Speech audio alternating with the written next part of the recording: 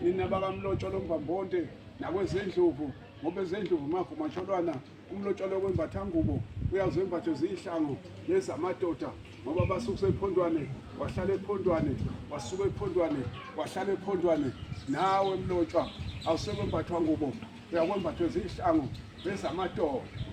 wena bamakhwelo kwakhuluma ntaba okhwela ngehlango zamadoda siyakhuleka kemandlovu sikhuleka kuwenhlaba ngoba kwenza amanzi mfana uhlala ebophelo njengemeli ikhoma nci yoze kuyithela ongaziyo ukade wathomeka ngoba uNtadweni uyithomile wagadla wakaneka ngoba uNtadweni ungibaleki baba sikhuleka kuwe ke njengamandla wena wendlovu usikhulekele kuwe baba mkhulu ubhonkobhonko semakhabeni nanti iguqa bondlovu elibika phela lomkhosi wenu mandla ngamandla ukuthi sisukuma phambili ke ephondo lwendlovu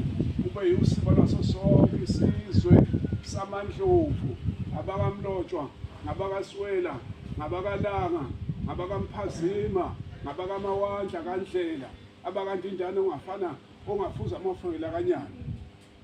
siyakhuleka ntaba yezulu intaba zimnandi kubafana kweluseni ziyituhlu nezempi ngiyasemsebe hayilwanga yesabana qhamela izintombi usuyiyeka ihambe yesokweni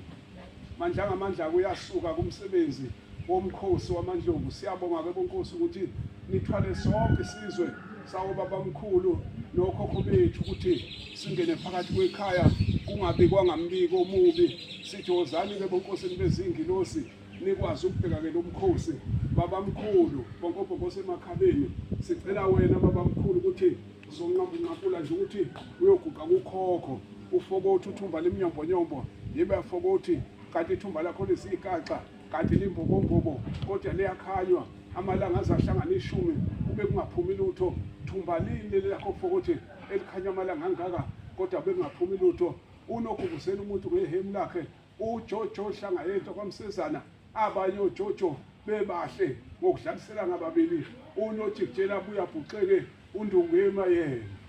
wena wakwankosi Nkosi Dlamamandla wena wendlovu